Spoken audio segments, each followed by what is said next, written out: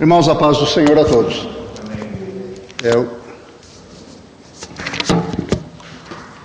Veja que longa caminhada nós já tivemos no estudo das cartas do Novo Testamento. Já estudamos Romanos, como vimos, uma carta bastante complicada, difícil, por causa de tantas expressões teológicas, novidades. 1 Coríntios também, né? Nós vamos voltar a falar alguma coisinha de 1 Coríntios hoje. E agora estamos bem próximos de finalizar a segunda carta aos Coríntios. Mas esta e mais 2 semanas, acredito, se Deus permitir, finalizaremos. E hoje nós vamos dar continuidade a uma defesa que Paulo está fazendo já. Ele passou essas últimas semanas se defendendo, né? Defesa que ele faz, não de si mesmo, exatamente, porém principalmente do seu ministério, do seu apostolado. E hoje um novo enfoque nessa defesa, completando o que ele fez, o que ele já falou nas últimas semanas. Vamos recordar algumas coisas. A igreja de Corinto tinha sido fundada por Paulo em meio a muita dificuldade, né? Paulo sofrendo perseguições, pobreza, muitos problemas ministeriais. Aportou em Corinto, estrategicamente, porque lembra que nós falamos que Corinto é um local estratégico para o evangelismo naquela época. Ali era uma porta para todo o mundo grego da época e para a Europa posteriormente. E Paulo aportou em Corinto, passou 1 ano e meio ali, ganhando almas, ensinando os que se convertiam, edificando uma igreja e colocando obreiros para dar continuidade ao trabalho. Também vimos na semana passada que quando Paulo começou a fazer esse trabalho, ele encontrou ali Áquila e Priscila, 2 obreiros do Senhor judeus que tinham sido expulsos de Roma. E eles eram fabricantes de tendas e Paulo também. E aí Paulo começou a trabalhar com as próprias mãos, porque de alguma maneira Deus pode tê-lo de alguma maneira o levado a isso, e ele não explicou como foi que aconteceu. De alguma maneira, então, ele foi levado a Deus a não obter o seu sustento, a que ele tinha direito, mas não obter diretamente da igreja. Ele trabalhava com as mãos, ele empregava ofertas que os crentes de outras localidades, principalmente de uma igreja muito pobre, igrejas muito pobres na Macedônia, mas com o passar do tempo a gente descobriu que havia um motivo para ele não querer depender financeiramente da igreja de Corinto. Um motivo que ele não sabia. Ele começou a trabalhar lá, ele não sabia o porquê disso, mas com o passar do tempo ele deve ter percebido, embora ele não falasse aqui, mas ele deve ter percebido que isso foi de Deus, que ele mantivesse o seu esforço próprio e não precisasse dos irmãos. Por quê? Porque a gente vai ver mais tarde que ele foi muito perseguido, inclusive na área financeira, injustamente, e se ele tivesse dependido do sustento da igreja, a sua defesa poderia ter sido muito mais complicada. Talvez ele não tivesse tantos elementos para se defender. Essas coisas nós já estudamos nas outras semanas. Estou aqui fazendo uma recordação. Lembra-se também de que os crentes de Corinto passaram a ser muito partidários, né? No começo da primeira carta, Paulo mesmo diz isso, que eles eram carnais, eram muito infantis, e eles estavam dividindo o corpo de Cristo quando uns diziam, um grupo dizia, eu sou de Paulo, outro diz, eu sou de Pedro, outro diz, eu sou de Apolo, outro diz, eu sou de Jesus Cristo. A igreja estava dividida em si mesma, e com isso as brechas escancaradas para o inimigo colocar os seus obreiros fraudulentos lá dentro. Porque entenda isso, é uma porta muito boa para o inimigo, é nos dividir.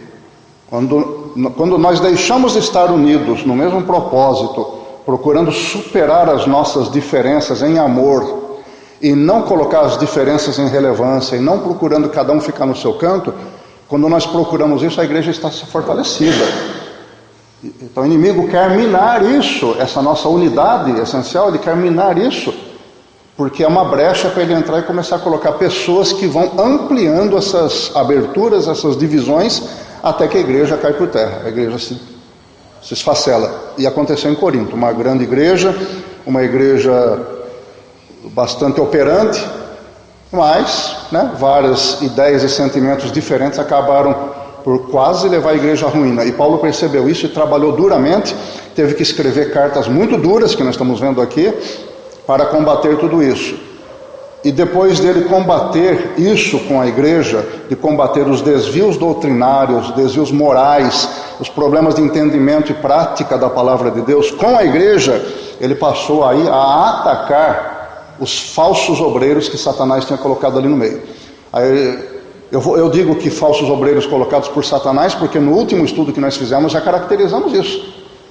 Quando Paulo compara aqueles falsos apóstolos, falsos obreiros, aos emissários de Satanás, a mensageiros de Satanás, dentro da igreja. Lembra que nós estudamos um verbo que se repetia em 3 comparações, e uma das comparações era que Satanás agia dessa maneira, dissimuladamente, que os obreiros agiam dissimuladamente, e com isso ele indiretamente caracterizou aqueles falsos obreiros como enviados de Satanás para prejudicar a igreja. Ele teve um trabalho muito grande, muito grande. Foi um trabalho muito difícil e que resultou em proveito depois. Ele, como nós estudamos até o capítulo 9, ele era grato a Deus e à igreja por ter ouvido e já está até sentindo saudade dele, né? Aí você vai falar assim, mas por que então a partir do capítulo 10 ele passa novamente a atacar os erros? Nós falamos isso. A partir do capítulo 10 há uma outra carta que estaria encaixada entre a primeira e a segunda, é a chamada carta severa. Estudiosos creem que essa segunda carta aos Coríntios não é uma só. É evidente que são pelo menos 2, mas há pessoas que acreditam que sejam 3 ou até 4 cartas costuradas numa só, que Deus permitiu que acontecesse por causa dos seus propósitos, que às vezes a gente não entende. Então, a partir do capítulo 10, Paulo volta a atacar os falsos obreiros, né? E agora, depois de vê-lo se defender ou atacar os falsos obreiros em várias questões, como, por exemplo, quando falavam que ele era muito fraco em palavra, muito ruim de presença física, quer dizer, não era uma pessoa apropriada para ser um líder de uma grande igreja. Não falava muito bonito, não tinha aquela retórica, e Paulo, disse que ele não foi lá para fazer floreios de discussões, nem para ter bela presença física. Ele foi levar a palavra de Deus com o poder de Deus, mostrando que o evangelho é uma coisa relativamente simples. E também ele era acusado de estar se aproveitando financeiramente da igreja. Absurdo, né? Justamente ele, que não quis nem ser sustentado pela igreja. E foi acusado de várias coisas. E chegou uma hora que ele falou assim, olha, eu estou fazendo tudo isso por amor de vocês, porque eu estou me comportando como um pai que tem uma filha virgem que vai se casar com o sumo sacerdote, porque o sumo sacerdote judeu só podia se casar com uma virgem, eu falei para vocês. Então, vocês são essa minha filha virgem, e eu tenho que apresentar vocês virgem pura para o Senhor Jesus, o nosso sumo sacerdote eterno, para que vocês se casem com ele e sejam felizes para sempre. É um argumento que foi até pesado, né? Deve ter mexido muito com a consciência daquele povo, dizendo, poxa, Paulo está fazendo isso não é por interesse próprio, porque quando um homem pega e casa a sua filha, na verdade ele está tendo uma ruptura emocional até, né? Mas ele era feliz com isso, de que a filha dele, a igreja, o povo de Corinto, não fosse uma propriedade dele mesmo, mas fosse uma propriedade do Senhor Jesus. Veja quantas indiretas Paulo dá com isso, porque os falsos obreiros estavam querendo se apropriar da igreja, da consciência, dos bens materiais da igreja, queria que a igreja seguisse aquele novo evangelho que eles estavam pregando, que era um falso evangelho, um outro espírito, e Paulo, como se dissesse assim nas entrelinhas, eu não quero isso. Eu quero que vocês se mantenham uma igreja pura, correta, honesta, digna de ser levada para o altar, para se encontrar com seu noivo, Jesus Cristo, e se casar com ele. Como pai, levarei você até lá, pela mão. Chegando lá, eu abro mão de você para entregar ao Senhor Jesus. Olha que sentimento. Será que a gente consegue ver isso na obra do Senhor? Que não apenas o papel do nosso pastor, mas o papel de cada um de nós individualmente, assumir esse espírito que norteou Paulo e dizer assim, meu papel na igreja é me fortalecer. Eu vim para cá, eu preciso me edificar aprender a amar o Senhor, a conhecer sua vontade, seguir isso, e estando eu amadurecido, como eu espero que nós todos estejamos, estando eu amadurecido, é poder agora conduzir pelas mãos as pessoas mais fracas, os principiantes, os novatos, conduzir pela mão, como um pai conduz a sua filha virgem até apresentar ao Senhor Jesus. Olha que sentimento maravilhoso, que deve ser o nosso sentimento. Nós devemos investir na nossa vida para que nós tenhamos condições, capacidade de fazer isso. Cada um dentro do seu dom, do seu ministério, cada um dentro da sua capacidade, mas todos nós. Aí você vai dizer, mas irmão, eu não tenho capacidade de expressão, não tenho jeito, não tenho pegada para isso. Então entenda que nós não estamos sozinhos. Não é esperado por Deus que cada um tenha um ministério exclusivo, individual, que cada um faça a obra de Deus sozinho. Não é esperado por Deus isso. Deus espera e quer e nos capacita com os dons espirituais para que nós façamos isso juntos, como família.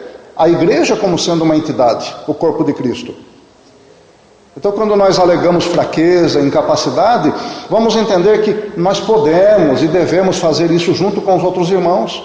Por que você acha que quando um grupo vai evangelizar, as pessoas mais maduras convidam aquelas que têm potencial, mas que não têm experiência nenhuma para ir junto? Por quê? Para aprender, para ver como se faz, e aí vai adiante. Não é assim no grupo musical, não é assim na área de ensino. A igreja preparar uma pessoa que não tem habilidade, mas quem sabe tem chamada de Deus para ensinar, então vão lá, vamos ficar do meu lado na escola, na classe, vamos ficar do meu lado, vamos acompanhar, vamos discutir o assunto, a pessoa vai amadurecendo. Irmãos, nós não podemos e não devemos fazer isso sozinhos. Claro, Deus nos deu a igreja, que é o corpo de Cristo, é a nossa família, para fazermos juntos e cumprirmos esse papel que Paulo está propondo aqui. Conduzir os outros mais fracos, mais novos, mais inexperientes, como se fossem nossas filhas na fé, né? Respeitadas as devidas proporções, levar pela mão, ajudar a amadurecer e apresentar ao Senhor Jesus Cristo. Está aqui, Senhor. Empenhei a minha vida para que essa alma esteja aos teus pés e eu me encontre com ela lá no céu. Isso não é maravilhoso, irmãos? É gratificante isso? É? Você chegar ao céu e ver a pessoa que você ajudou, está lá do seu lado, isso não é maravilhoso? Agora imagina isso, quão maravilhoso e prazeroso é para Deus, a ponto de a Bíblia dizer que ocorre festa, júbilo no céu, quando uma alma se arrepende dos seus pecados. Se nós temos prazer nisso, com nossas limitações, nossos problemas, nossas trivialidades, imagina Deus, o perfeito, o santo, que nos ama tanto a ponto de entregar o seu Filho em nosso favor. A alegria que o Pai sente quando uma pessoa se arrepende dos seus pecados. Nós podemos participar dessa alegria de Deus, dar alegria para o Senhor, ajudando as pessoas mais fracas a caminhar, levar até o Senhor Jesus. E ser chamado de colaboradores de Deus. Faz ideia de você chegar à presença do Senhor no arrebatamento da igreja e o Pai falar para você assim: você colaborou para a minha alegria, meu filho. Olha que coisa maravilhosa. Você trabalhou para me dar alegria, trazendo almas para mim, ajudando os mais fracos a ser fortalecidos. Olha que presente é esse, irmão. Precisa de outra recompensa?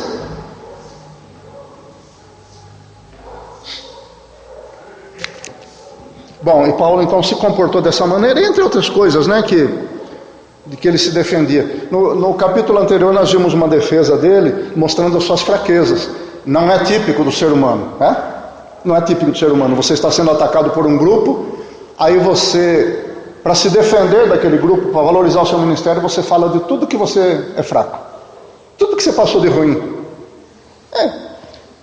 Se a outra pessoa for, como diria no mundo, uma besta quadrada, um indivíduo que espiritualidade zero, vai zombar de você, né?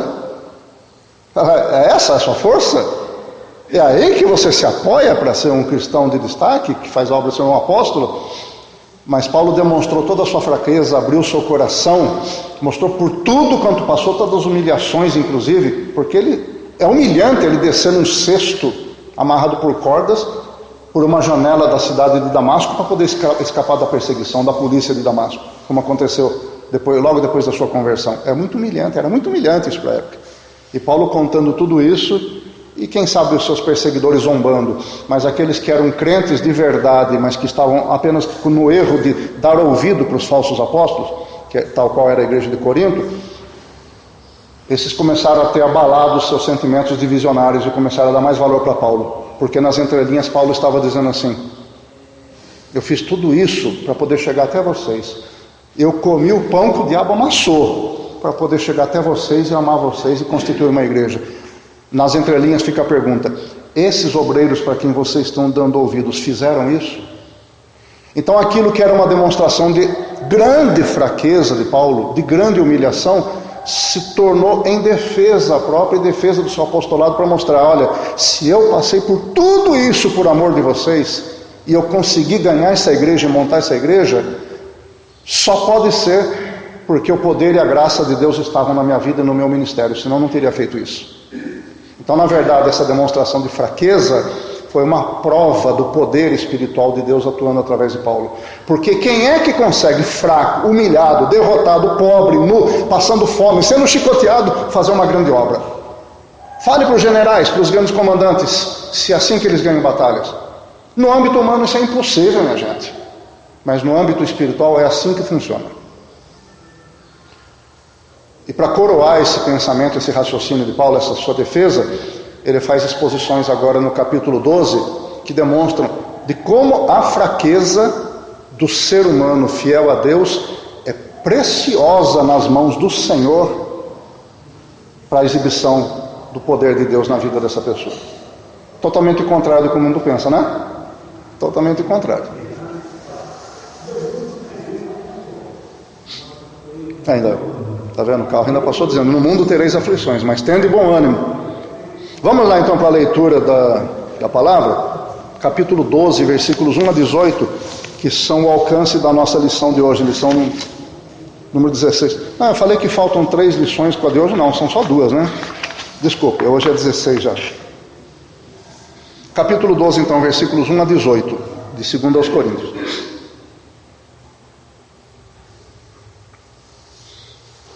É necessário gloriar-me, embora não convenha, mas passarei a visões e revelações do Senhor. Conheço um homem em Cristo que há 14 anos, se no corpo não sei, se fora do corpo não sei, Deus o sabe, foi arrebatado até o 3º céu. Sim, conheço tal homem, se no corpo, se fora do corpo não sei, Deus o sabe.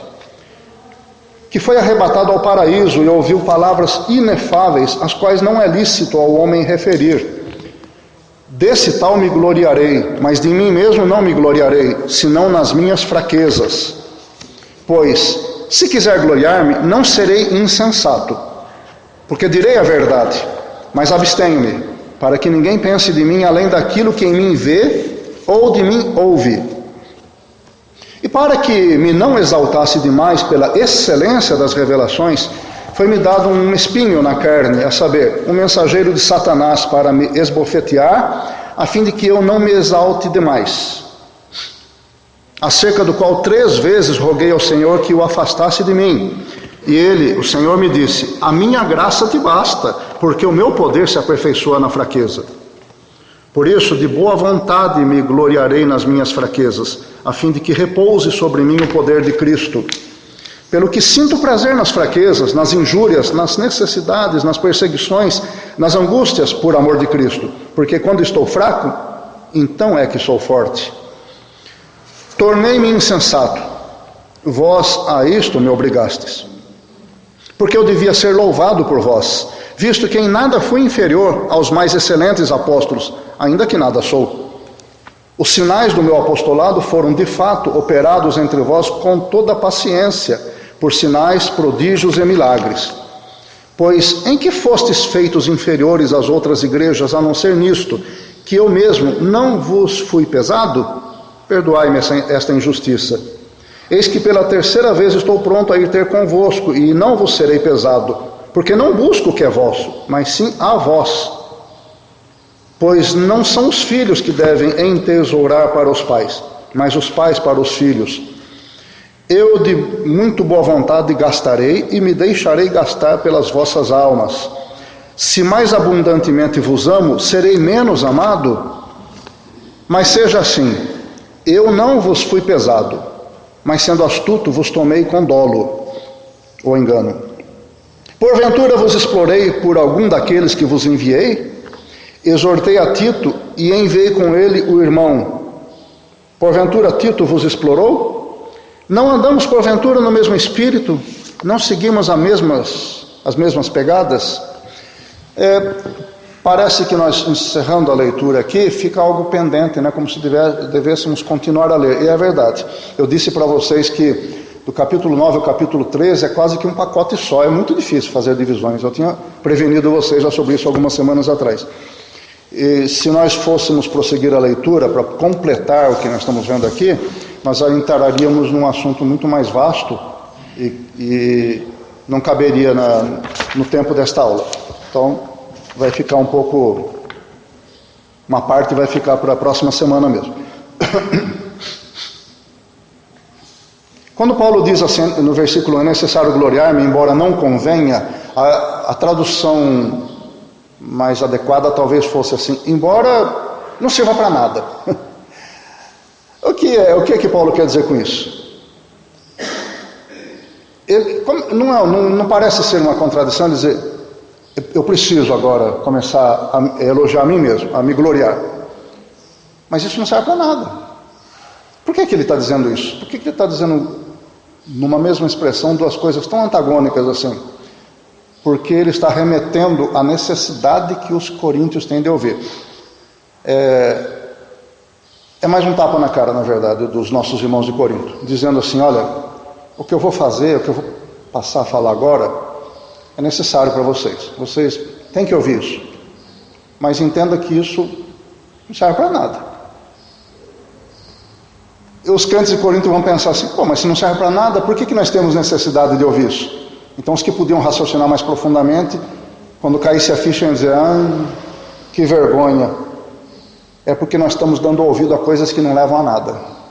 Então Paulo tem que seguir essa linha para mostrar para nós como nós estamos dando ouvido e dando crédito a coisas que não têm futuro.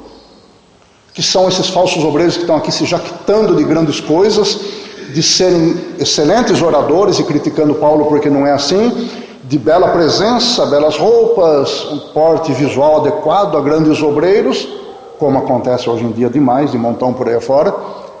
E Paulo está dizendo que ele vai passar a se gloriar de coisas também, mas que isso é bobagem, isso é coisa inútil, isso é carnal. Então, caindo a ficha para os nossos irmãos de Corinto, era para eles terem ficado com vergonha de ler isso que Paulo escreveu. Gente, eu vou me gloriar perante vocês, porque vocês estão precisando, mas entenda, é bobagem, isso é perda de tempo. Difícil ouvir isso, hein? É como se uma pessoa interrogasse você sobre algumas coisas, muito incisivo, e você falar: tudo bem, eu vou explicar para você, mas entenda que é pura perda de tempo. Aí você vai falar: levei um tapa na cara agora, né? O cara vai perder tempo comigo, mas ele está fazendo isso só porque ainda não caiu a minha ficha. Então ficou feio para os coríntios. E ele diz assim: mas eu vou passar a visões e revelações do Senhor. Essa expressão visões e revelações no original grego, optasias, visões, mostrando que são coisas que foram vistas de fato, não é apenas um título. Ele de fato viu aquilo que ele está dizendo. E revelações é apocalipses. Conhecem essa palavra? Revelações é apocalipses. Vocês conhecem essa palavra? Já viram em algum lugar? Já, né? É o nome do último livro da Bíblia, né? Apocalipse. Por quê? Apocalipse quer dizer revelação. Todas as Bíblias em português que eu já vi usam a tradução grega para o título do livro, que é Apocalipse. Inclusive em inglês. A única tradução em português que eu vi que não usa esse nome é da tradução Novo Mundo, das Testemunhas de Jeová, que traduz para o português. O nome do livro é Revelação.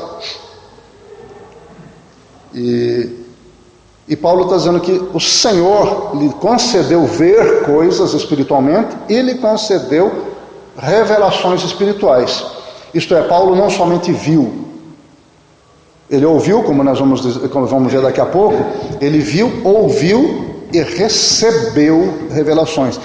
O que é Apocalipse aqui? É uma coisa estar encoberta não pode ser percebida ou compreendida, de repente a cortina se abre e a pessoa passa a compreender. Então, quando Paulo recebeu esta visão, este arrebatamento de que nós vamos falar, ele passou a compreender coisas.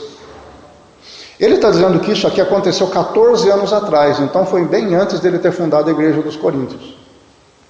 E, como eu disse que a gente ia voltar um pouquinho à primeira carta aos Coríntios, vocês estão lembrados que daquele capítulo magnífico de 1 Coríntios 15, sobre a ressurreição?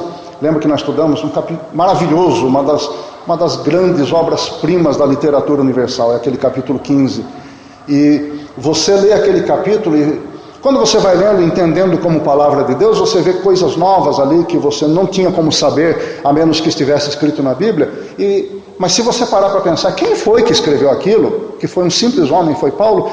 Aí, se você parar para analisar isso, você vai falar, poxa, mas como é que Paulo sabia isso? Você não encontra isso no escopo da Bíblia Sagrada. Como foi que ele conseguiu entender isso e juntar, entrelaçar perfeitamente com o Antigo Testamento e com aquilo que Jesus ensinou e trazer novidades para nós? Então é muito provável que Paulo aqui, no que nós estamos estudando hoje, esteja até fazendo referências às revelações que ele teve no Senhor, que ele traduziu em forma de doutrina e de novidades doutrinárias para a igreja da época. Olha que lucro Deus nos deu. Olha que ganho nós tivemos. Porque Paulo, para chegar a esse ponto, recebeu um espinho na carne, passou a sofrer o resto da vida, foi humilhado por causa disso. Ele diz que o mensageiro de Satanás esbofeteava, quer dizer, ele era humilhado, nós vamos também analisar já já, e nós temos o proveito disso até hoje. Como nós saberíamos desse maravilhoso capítulo da ressurreição? Acho que são 60 e tantos versículos, né? Ou 50 e tantos, sei lá, não lembro.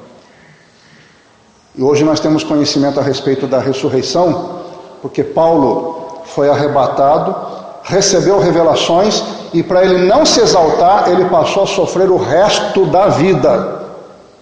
Você está disposto a isso? Se Deus propusesse a você agora, filho, filha, vou levar você para o terceiro céu, né? Levar você ao paraíso, você vai ver coisas maravilhosas, você vai ouvir coisas tão maravilhosas que você não vai ter nem como descrever para os seus irmãos depois. Topa isso? O que a gente diz na hora? Já, só se for agora, né? Quero ir agora. Mas, assim que você voltar de lá e tiver coisas novas para trazer, eu vou colocar um sofrimento na sua vida e vou permitir o inimigo ficar perseguindo você o resto da vida. Você vai ser humilhado e vai sofrer muito, para que você não levante o nariz demais com o que eu mostrei para você, e você seja humilde e continue a levar essa mensagem para frente. Nós aceitaríamos essa proposta de Deus?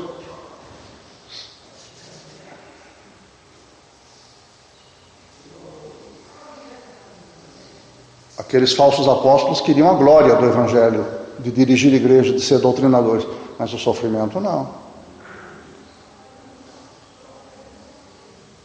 Aquilo que o carro passou anunciando bem aqui na porta da igreja é emblemático, né? No mundo tereis aflições. É o Senhor Jesus falando não para o mundo, não é para a humanidade, é o Senhor Jesus falando para os seus servos, para a igreja, para os cristãos. No mundo tereis aflições, mas tende bom ânimo, eu venci o mundo. Isso nos importa, meus irmãos, porque ninguém quer sofrer, é claro que ninguém quer sofrer. Mas se o preço do seu ministério, irmão e irmã, for sofrer, e sofrer muito, e o resto da vida, e você pedir misericórdia a Deus, e orar, e chorar, e clamar, e jejuar, e pedir oração na igreja, até Jesus chegar para você e falar, chega, não toque mais nesse assunto, porque a minha graça é suficiente para você. Eu não vou tirar de você esse sofrimento. Você vai carregar o resto da vida.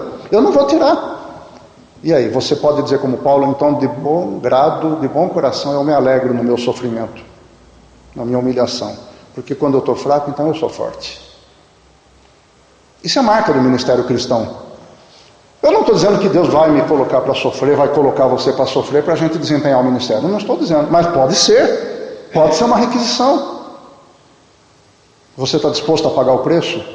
O tempo está se afunilando, irmãos, a gente vive repetindo isso, o tempo está afunilando, as coisas estão caminhando, o anticristo já está aí, já tem barba na cara, o anticristo já tem poder, já tem muito dinheiro, já tem trilhões de dólares, já está regimentando os governos, as nações, está quase levando o Brasil para esse buraco também. Estamos prestes a chegar no fim do tempo da igreja na terra. As coisas vão dificultar muito para nós. Você está disposto a pagar o preço com sofrimento, lágrima, gemido, dor, perseguição, para poder ser usado de forma relevante pelo Senhor Jesus Cristo? Está disposto a pagar o preço? Pode ser que não aconteça, pode ser que você seja arrebatado em plena alegria, cantando, louvando, comendo churrasquinho com a sua família, daqui a pouco acorda no céu, pode ser. Mas pode ser que você seja muito moído nesse mundo ainda, e Deus queira que você esteja preparado para isso. Você está preparado para isso psicologicamente? Você está em condições de dizer agora para o Senhor Jesus, eis-me aqui, envia-me a mim. Você está em condições psicológicas de falar isso agora para o Senhor? Tem condições espirituais de dizer isso? Falar, Senhor, eu estou aqui, eu sou teu servo. Quem manda é o Senhor, não sou eu. Faça de mim o que o Senhor quiser. Eu abro mão da minha vida para o Senhor cumprir a tua vontade na minha vida, no meu ministério. Você consegue dizer isso? Eu sei que ninguém vai abrir a boca, até que se abrir eu não vou ver, né? Todo mundo usando máscara, né? Mas você tem condições de abrir a sua boca, o seu coração, a sua mente e falar para Jesus isso agora? Por favor, analise-se a si mesmo. O Senhor Jesus não requer dos seus servos nada menos do que tudo. Ele não requer da gente nada menos do que tudo. Lembre-se daquela figura que eu usei de uma casa que você compra. Você trabalha, obtém dinheiro, prospera, e aí você vê aquela mansão maravilhosa, você consegue juntar e vai comprar aquela mansão. Você tem o dinheiro que o dono pediu por ela. Aí ele fala assim, essa mansão tem não sei quantos quartos, banheiros, salão de festa, de visita, de baile, jardim, piscina, é enorme, 12 mil metros quadrados, é maravilhosa. Só que tem uma coisa, tem um quarto ali que eu vou deixar trancado, você não pode entrar. As minhas bugigangas, meus problemas vão ficar lá dentro. Você aceita isso? Você aceita comprar essa mansão maravilhosa com um quarto escuro, com coisas trancadas que você não sabe o que significa, não sabe o que é, e você não tem o direito de entrar naquele quarto dentro da sua mansão? Não, né? Não, claro que não. O Senhor Jesus também não. Ele quer você por inteiro. Não pode ficar nem um quarto escuro e trancado onde ele não possa entrar. Ele quer ser o Senhor de toda a sua vida, de todas as suas decisões, de todos os seus ânimos, de todas as suas emoções, de todos os seus pensamentos, de toda a sua vontade, de todos os seus ímpetos, de todos os seus planos. Você tem coragem de abandonar um noivado agora por amor de Jesus? Você tem coragem de sair da sua família agora por amor de Jesus, se Ele requerer? Deixar seu emprego para trás? Deixar sua fonte de sustento? Deixar seus amigos? Deixar o conforto e ir para uma terra inóspita? Deixar ser perseguido para não parar de fazer o que o Senhor mandou? Você tem coragem de fazer isso? Dizer, Senhor, pode fazer porque eu estou aqui. É difícil, né? Mas dizer sim para Jesus Cristo em tudo o que Ele exige corresponde a reconhecer que Ele é o Senhor da nossa vida. Não apenas o Salvador, mas o Senhor das nossas vidas. Eu conheço um homem, versículo 2, né? Em Cristo. Paulo está falando de uma outra pessoa, né? Eu conheço um homem que em Cristo foi arrebatado até o terceiro céu. O terceiro céu é uma teologia de uma parte do povo da época. Nem os judeus pensavam em 7 céus, mas talvez Paulo tenha adotado uma ideia, talvez corrente entre os gregos, não sei, para facilitar os gregos entender. Não é que existe uma gradação de céu. Pode ser que os gregos entendessem que havia o primeiro céu, que era o céu atmosférico, né, dentro da atmosfera do planeta Terra, o segundo céu, que é o céu cósmico, estelar, e o terceiro céu, que é algo em outra dimensão, que é a morada de Deus. Pode ser que Paulo tenha invocado essa figura, para facilitar os gregos entender o que ele estava escrevendo. E ele foi arrebatado ao terceiro céu. Ele foi para onde? Depois ele disse, para o paraíso. Ele foi para o lugar onde mora Deus. E ele não foi lá por conta própria, não pegou passagem, não foi levado de carona. Ele foi lá porque o Espírito Santo levou. Então, com isso, ele está dizendo que ele tem experiência no apostolado que é referendada por Deus. Deus está assinando embaixo. Isso que ele quis dizer. Então, é mais um prego no caixão dos falsos apóstolos contra quem Paulo estava pregando. Porque depois de tudo que ele já falou nos capítulos anteriores, ele está dizendo, olha, Eu ainda tenho essa marca do meu apostolado, eu vou falar com vergonha, porque eu não devia estar falando, eu não levo nada, mas vocês estão me obrigando a isso. Eu ainda tenho essa marca no meu apostolado, que é o fato de Deus ter me arrebatado daqui e levado lá para onde Ele mora, onde Ele habita, e me mostrado coisas maravilhosas, me feito revelações, e também eu ouvi coisas lá que são inefáveis. Eu não posso nem passar em palavras para as outras pessoas. Não foi uma experiência, não foi a primeira experiência, né, que a Bíblia registra de um arrebatamento ao céu. A Bíblia fala de Enoque, logo lá no livro de Gênesis, né? Enoque andou com Deus, era novinho ainda, né? Tinha acho que 360 anos só, para a época era novinho. Ele andou com Deus e foi tomado. Nunca mais foi visto, porque Deus o tomou para si. E o fato de ter ser dito que ele nunca foi tomado significa que ele foi levado com corpo e tudo. Depois nós temos o caso do profeta Elias, né? O profeta Elias, estava lá Eliseu vendo, e outras testemunhas. Ele foi recebido numa carruagem celestial e foi embora com o corpo e tudo. Andaram por tudo ali procurando, por todos os montes, por todo o Vale do Jordão procurando, não acharam o corpo de Elias, nunca mais ele foi visto. Ele foi levado com o corpo e tudo. Então, não vamos colocar limitações para Deus não, tá? Quando Deus arrebatou Paulo aqui, para Paulo ter visões, tudo, a gente não sabe se ele foi no corpo ou foi só em espírito, nem ele sabe, ele diz que só Deus sabe. Mas se Deus fez coisas muito maiores com outras pessoas em termos de arrebatamento, por que não podia fazer para Paulo? Né? E não foi a única experiência de Paulo também. Ele teve outras visões. Ele teve uma visão de um homem vestido que dizia para ele assim, ele estava pensando em evangelizar uma região, e na noite ele teve uma visão, um cara dizendo para ele, atravessa a Macedônia e vem nos ajudar. Aí ele entendeu que era a obra do Espírito Santo. Ele deixou os planos dele de lado e foi cumprir aquilo que a visão dele mostrava, e foi uma grande obra, mostrando que era de Deus isso mesmo. E entre outras coisas, quando ele se converteu, que ele estava indo perseguir os cristãos na estrada de Damasco, ele não caiu, um estrondo do céu, uma voz falou com ele, ele ficou cego, e Jesus falou pessoalmente com ele. Então, irmãos, há muitas demonstrações na Bíblia de que Deus tem poder para isso, e é claro que tem, e Deus não mudou. Então, não precisamos limitar a atuação de Deus. Aqui, por palavras inefáveis, quando Paulo diz que esse homem ouviu palavras inefáveis, o grego literal quer dizer coisas impronunciáveis, elocuções, alguma fala impronunciável. É como se Paulo se lembrasse do que ele ouviu, mas não tem como. O aparelho fonador humano não tem capacidade para passar aquilo adentro, aqueles sons adiante. Essa é a intenção do grego original. E ele diz, dessa pessoa eu vou me gloriar. Por que Paulo vai se gloriar de um terceiro?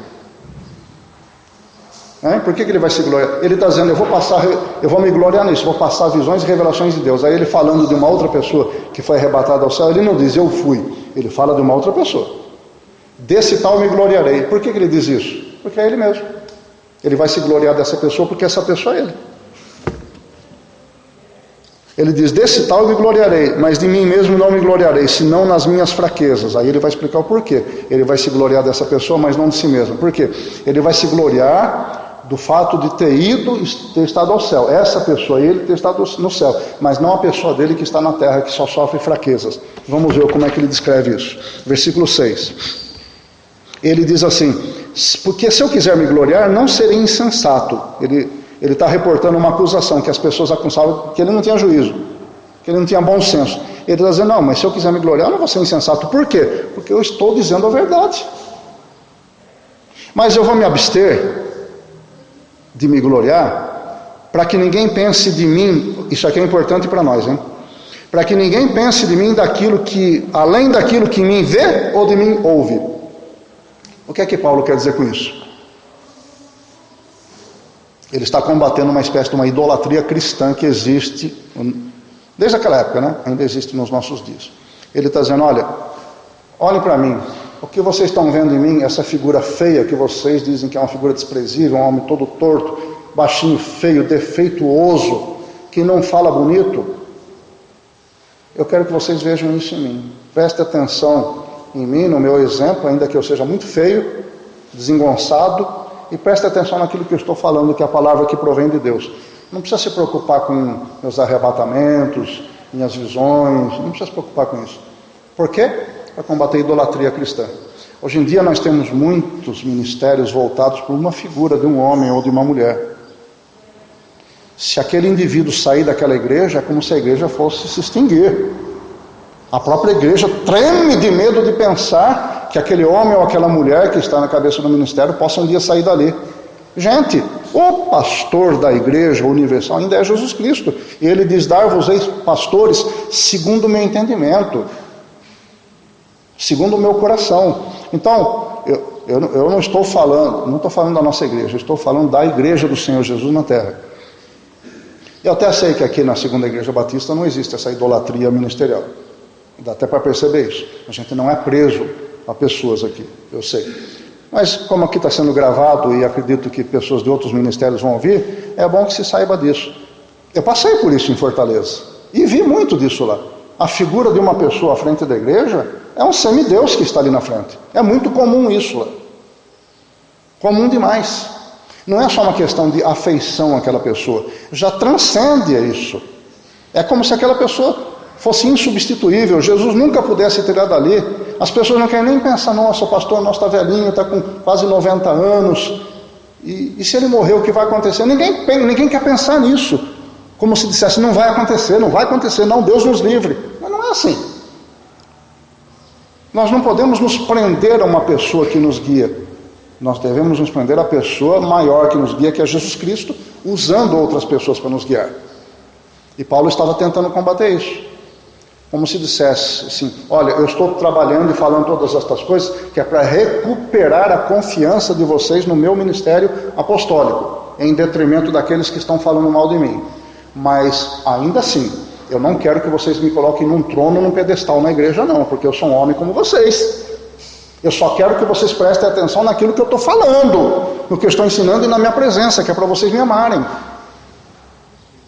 Não para me colocar num altar e num pedestal. Estão entendendo por que Paulo fez isso agora? Para combater esse nível de prestígio elevado demais, exageradamente elevado. Infelizmente, isso hoje acontece em várias igrejas, não só por iniciativa da própria igreja, porque há muitas igrejas que são condicionadas, são levadas de pouco a pouco pelos seus líderes a esse ponto, como se o líder fosse imprescindível, insubstituível. Na Força Aérea, nesses 45 anos, eu aprendi uma coisa. Um soldado morre, a gente coloca outro no lugar. Tenente morre, coloca outro no lugar. Coronel morre, coloca outro no lugar. General morre, põe outro no lugar. Ninguém é insubstituível. Eu já ouvi isso várias vezes de meus superiores. É doloroso ouvir isso? Pode ser, mas é a verdade. E na igreja do Senhor? Quem é insubstituível na igreja do Senhor? Costuma-se dizer que se você não exerce seu dom espiritual e seu trabalho na igreja, está um buraco feito ali, porque Deus quer que você exerça, então está em falta. Mas isso significa que você é insubstituível? Não, só significa que você está prejudicando a igreja quando você não faz seu papel. Jesus podia tirar você de cena e colocar outro no lugar que exercesse o papel? Pode. Mas ele não quer isso. Ele quer que você faça o seu papel. Ele não quer tirar você para colocar outro no lugar. Mas um dia isso vai acontecer. Porque ele disse, a vara que está em mim, que não produz fruto, será cortada e lançada fora. Então, no fim das contas, nenhum de nós é insubstituível. Ou não foi Jesus que falou isso que eu disse? Foi, né? Está escrito lá no Evangelho de João. Na parábola da videira verdadeira. E para que eu não me exaltasse demais pela excelência das revelações, foi-me dado um espinho na carne, a saber, um mensageiro de Satanás, para me esbofetear, a fim de que eu não me exaltasse demais. A palavra esbofetear aqui não é só isso aqui, ó. O original grego aqui para esbofetear, kolafitse, palavra original grega. Se quiser escrever para você procurar o significado depois, significa bater com punho, assim, ó, com violência. Então Paulo não estava levando tapa na cara somente. Ele estava sofrendo violência física ou psicológica, não existe um acordo entre os estudiosos ainda, mas ele estava sendo espancado por um mensageiro de Satanás, sendo socado assim, com violência. É isso que significa esse verbo em grego. Quando a gente pensa, nossa, Paulo estava tendo um problema, né? Quem tá tendo problema somos nós. Paulo estava sofrendo violência por causa das revelações que ele teve. Só para ele não levantar o nariz demais. Não parece cruel da parte de Deus isso? Deus pega você, ensina coisas maravilhosas, faz revelações, leva você para o céu para você ter visões, e depois ele permite que Satanás fique assim em você, marretando, fazendo você sofrer muito, que é para você não ficar com o nariz empinado. Parece cruel da parte de Deus isso? É porque Deus conhece seus filhos. Paulo, quem sabe, né? Não é descrito, mas quem sabe ele tinha esse problema. Nesse ponto do ministério de Paulo, nessa altura do ministério, ele é uma pessoa humilde. Ele só se exalta quando ele precisa dar bronca em alguém. Mas ele é uma pessoa humilde. Mas será que ele já era humilde no começo? 14 anos atrás, será que ele era? Eu vou recordar para vocês novamente o título de um livro impressionante que eu li e tenho. É do Andrew Murray. O nome do livro é Humildade, a Beleza da Santidade. É preciso ler esse livro, tá? Para a gente meditar um pouquinho. Por que nós devemos ser humildes? E ser humildes por sermos humildes. Não é falar, oh, eu sou humilde, que aí a gente cai, né? É ser humildes na humildade mesmo. E quantas coisas Deus precisa fazer, porque é necessário, mas é absolutamente necessário que o servo de Deus seja humilde. É absolutamente necessário. Deus não admite que nós tomemos nem por uma fração de segundo ou por 1 milímetro que seja o lugar dele. Nada. O que pertence a Deus é só dele. Então nós temos que ser humildes, porque nós somos servos de Deus. Ele nos ama muito e vai nos levar para o céu para morarmos com ele. Ele nos ama muito. Ele deu seu filho para morrer em nosso lugar. Mas o lugar, o trono, a exaltação, a glória ainda pertencem a Deus e somente a ele. Então se a gente quiser levantar um pouquinho o nariz, Deus já sente desagrado nisso. Nós temos que ser humildes. Por isso o título do livro é muito apropriado. A humildade é a beleza da santidade. Não existe santidade, não existe beleza nenhuma no cristão se ele não for humilde. Para Deus não presta. Então, quantas vezes é necessário um espinho na carne, né? Eu já falei sobre esse espinho na carne, que pode ter sido uma oftalmia de Paulo. Algumas pessoas acham que ele tinha crises convulsivas. Imagina o cara na igreja ensinando e ter uma convulsão. Ou ele mesmo, feio do jeito que era, conforme a descrição que eu apresentei para vocês há 2 semanas. Ele com os olhos todo enramelados, pregando para os outros, aquele negócio escorrendo. Não tinha maquiagem para disfarçar isso na época, não havia óculos escuros. Então imagina as pessoas olhando para ele, vendo aquilo tudo, ele não enxergando direito, aqueles olhos todos. E provavelmente ele tinha problema oftalmológico mesmo, porque eu já descrevi para vocês, né? Ele escrevendo para outra igreja, vede com que grandes letras vos escrevo. Ele usava as mãos de um amanuense, um secretário, para escrever as cartas, então, porque provavelmente ele não tinha condições de escrever as próprias cartas. Essa carta aqui, inclusive, contém um erro gramatical que é muito discutido pelos estudiosos.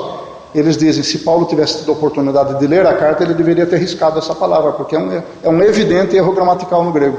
Então ele não conseguia nem ler aquilo que ele escrevia. Possivelmente esse seja o espinho na carne. E qual é o papel que Satanás tem nisso? Deus permitiu que Satanás fizesse isso. Mas falar, meu Deus do céu, se Paulo, o apóstolo, que teve visões, revelações de Deus, que foi ao céu, que ouviu Jesus Cristo falar para ele no dia da conversão, se Paulo foi vítima de um demônio, porque Deus permitiu, até enviou o demônio para afligir Paulo o resto da vida, quem sou eu? Um reles comedor de feijão que nem eu? Se Paulo passou por isso, quem sou eu então? O que vai ser de mim? Por isso bote as barbas em molho, porque nós precisamos ser humildes. Porque nenhum de nós quer que Deus envie um mensageiro de Satanás para ficar espicaçando a nossa vida para a gente aprender a ser humilde. Nenhum de nós quer passar por isso.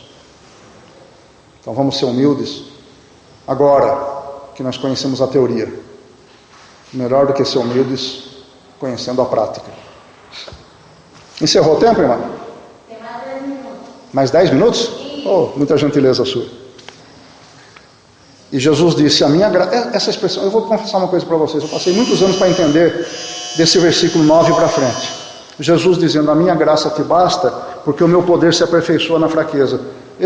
Quando eu me converti, e até um pouco antes, quando eu lia isso, eu não conseguia entender. Por quê? Porque eu via o poder de Deus como algo inerente do ser humano. Como se Deus desse um pacote assim, um pendrive, plugasse no ser humano e o ser humano passasse a ser poderoso.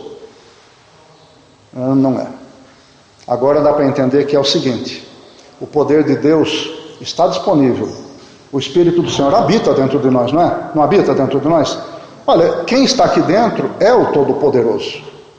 Então o poder de Deus está dentro de mim. E Deus pode me usar com poder, com coisas extraordinárias. Eu posso, quer dizer, eu tenho o potencial de dizer para o monte, sai daqui para o meio dos mares. Por quê? Porque aquele que está aqui dentro tem o poder para fazer isso. Mas por que não acontecem essas coisas? Aí começam a aparecer as minhas limitações. E aí Jesus diz para Paulo, Paulo, fica na sua, eu não vou tirar esse problema da sua vida, você vai sofrer o resto da vida, porque é na sua fraqueza que esse poder que está aí dentro de você latente, esse grande poder de todo o universo dentro de você, é na sua fraqueza, na sua humilhação, que ele vai começar a ser exaltado. Aí Paulo olha para si mesmo, um vaso de barro todo defeituoso, aí ele olha com os olhos espirituais para dentro de si mesmo e sabe que o Espírito Santo está lá dentro desse vaso de barro, esperando que Paulo seja um pouco mais humilde para que ele mostre mais um pouco de poder. Paulo fala, meu Deus, agora eu vou ficar feliz quando eu estiver sendo humilhado, quando eu estiver demonstrando a minha fraqueza, porque então quando eu sou fraco, aí que eu sou forte. Quer dizer, quando eu me humilho, me reduzo ao Paulo que não é nada, ao Hermógenes que não é nada, aí o Espírito Santo de Deus manifesta que Ele é o Todo-Poderoso, é o Senhor. Vocês estão vendo a necessidade de nós sermos humildes? De nós sabermos da nossa fraqueza e das nossas limitações e não nos ensoberbecermos com nada, não levantarmos o nariz de nada, porque nós não somos nada, nós só somos alguma coisa no reino de Deus, porque Deus teve misericórdia de nós. E porque Deus teve tanta misericórdia que veio morar dentro de nós, senão já era. Hoje eu estou passando as mãos para trás, todo mundo acabou a aula, mas a dirigente ali me deu 5 minutos, viu? Já está acabando, né? A senhora falou que era 5 ou era 10? Não entendi. É 10, né? E Paulo então se alegra. Agora eu sinto prazer nas fraquezas, nas injúrias, nas perseguições, na necessidade que eu passo de ser chicoteado, nas angústias por amor de Cristo. Por quê? Porque não é inútil. Porque quando Deus permite que isso aconteça na minha vida, eu reconheço, meu Deus, como eu sou fraco. Meu Deus, como eu sou necessitado.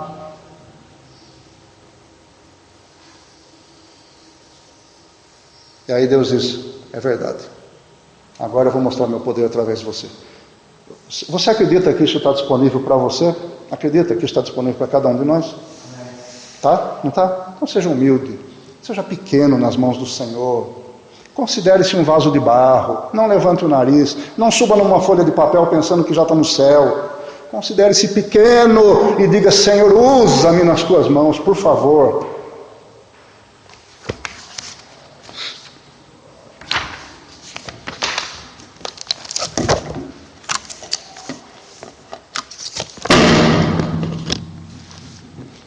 Eu vou finalizar só com um comentário rápido. Quando Paulo diz que isso provém de Deus, que vem do céu, e é na fraqueza que ele obtém isso, ele cala a boca dos triunfalistas do nosso tempo. Porque os triunfalistas, essas igrejas triunfais do nosso tempo, essas igrejas da prosperidade, dizem, a teologia delas é o seguinte, a sua bênção está no mundo espiritual. Tudo que você tem que fazer é pela fé, ir ao mundo espiritual e pegar a sua bênção e fazer com que ela se materialize. Isso não está escrito na Bíblia. A Bíblia diz, Tiago 1,17 diz que todo dom e toda boa dádiva vem do céu, descendo do Pai das luzes, em quem não há sombra de mudança nem variação. Então, é Deus quem dá as coisas boas para nós, não somos nós que vamos lá pegar. E Paulo mostrou isso, através da dificuldade e do sofrimento.